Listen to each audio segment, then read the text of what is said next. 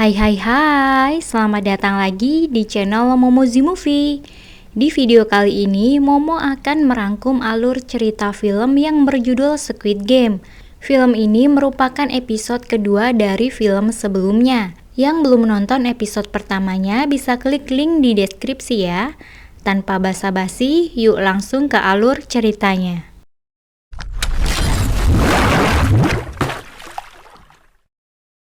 Di scene awal diperlihatkan beberapa penjaga bertopeng sedang mengemasi mayat-mayat yang kalah dalam permainan sebelumnya. Lalu Gi-hun berterima kasih kepada orang yang menyelamatkannya di permainan sebelumnya, yaitu Ali. Saat mereka sedang mengobrol, datang beberapa penjaga bertopeng ke ruangan. Di sini terlihat beberapa peserta yang berhasil memenangkan game pertama di episode sebelumnya. Kemudian penjaga bertopeng mengumumkan bahwa sisa peserta berjumlah 201 orang. Tiba-tiba beberapa peserta memohon agar dibebaskan dari tempat itu, karena beberapa orang juga mengalami trauma. Hal ini diikuti oleh beberapa peserta yang memohon untuk dibebaskan juga. Keadaan semakin memanas, para peserta pun saling protes satu sama lain. Lalu, penjaga bertopeng itu pun menembakkan satu peluru sebagai peringatan. Sangwoo mencoba angkat bicara. Dia mengatakan bahwa sebelumnya perjanjian permainan akan berhenti jika seluruh peserta sepakat untuk berhenti. Namun, penjaga bertopeng mengeluarkan beberapa uang ke dalam sebuah lingkaran bola.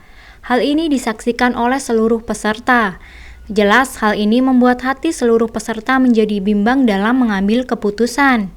Kemudian diadakan vote untuk memilih antara melanjutkan atau berhenti pun dimulai. Vote pertama dilakukan oleh Gi-hun.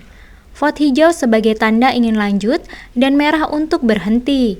Gi-hun pun menekan tombol merah yang berarti memilih untuk berhenti dalam permainan. Vote kedua dilakukan oleh seorang ibu-ibu yang sebelumnya memohon untuk dibebaskan.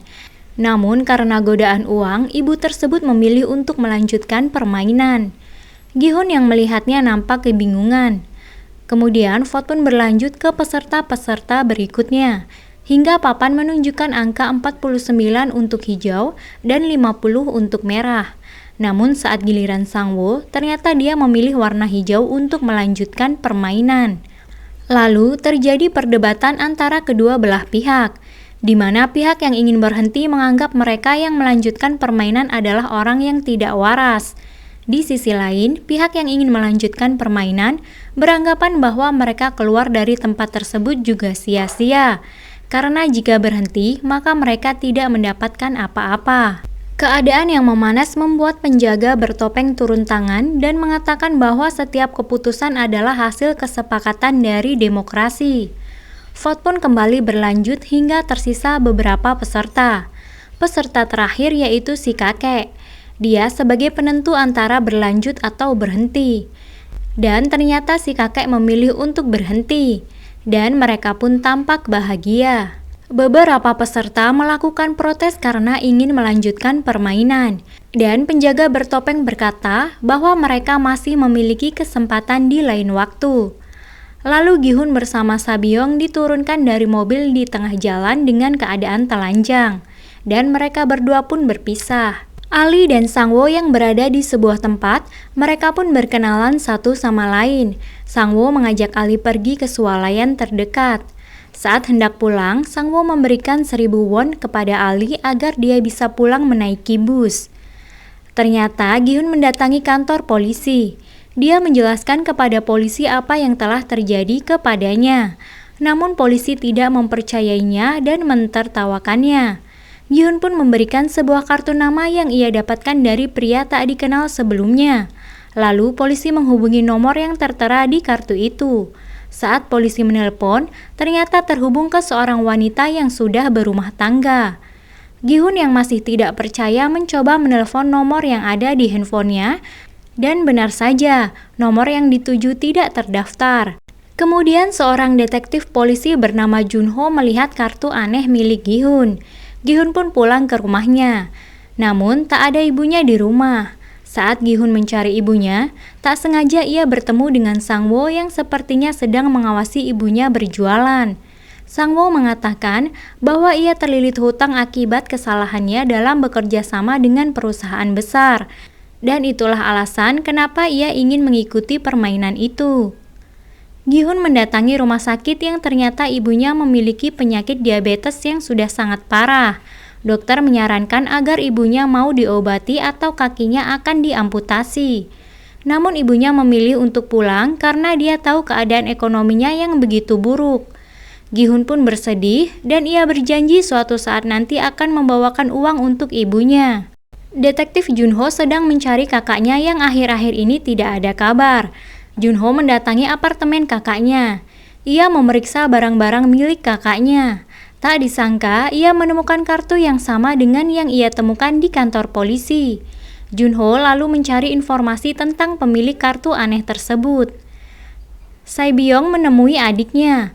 Terlihat Sae-byong sangat menyayangi adiknya tersebut dan dia berjanji kepada adiknya bahwa suatu saat nanti mereka akan bersama. Ali mendatangi tempat kerjanya dulu. Ternyata bos Ali tidak memberikan upah kerja kepada Ali selama beberapa bulan. Ali pun berusaha meminta upah kerjanya selama ini. Akan tetapi bosnya malah pergi dari sana. Ali pun mengejar bosnya dan terjadi perkelahian. Tanpa sengaja, tangan bosnya tergiling di mesin. Lalu Ali membawa uang bosnya dan kabur. Ali menyuruh istrinya pergi keluar kota karena takut istrinya dibunuh oleh seseorang. Lalu Sae-byong menyiram seseorang dengan kopi panas. Ternyata Sae-byong diperintahkan untuk melakukan pencurian. Namun Sae-byong mengancam akan membunuh pria tersebut jika dia tidak menepati janjinya. Dan seperti pada episode pertama, di mana ia mencuri uang milik Gi-hun di sakunya. Sang-woo menelpon ibunya dan mengatakan bahwa dirinya akan pergi ke Amerika untuk urusan bisnis. Namun tiba-tiba beberapa polisi mendatangi ibunya dan mengatakan bahwa anaknya dalam daftar buronan polisi. Sang-woo yang merasa pasrah dengan hutang-hutangnya berusaha menenangkan diri di kamar mandi. Saat ia hendak tertidur, seseorang memencet bel pintunya berkali-kali. Saat Sang-woo mengeceknya, ia terkejut melihat kartu dengan tulisan tempat seperti biasanya. Gi-hun meminjam uang kepada temannya yang di episode sebelumnya, namun temannya menolak meminjamkan uang kepada Gi-hun. Gi-hun pun menenangkan diri, dan tak disangka ia bertemu dengan si kakek di permainan sebelumnya. Mereka pun saling mengobrol.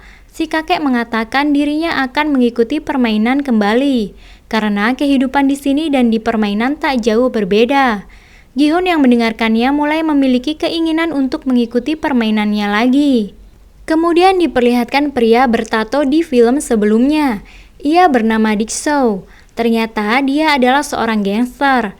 Dik-soo sedang diincar oleh bosnya akibat melakukan korupsi di gengnya. Salah satu temannya pun menjebaknya.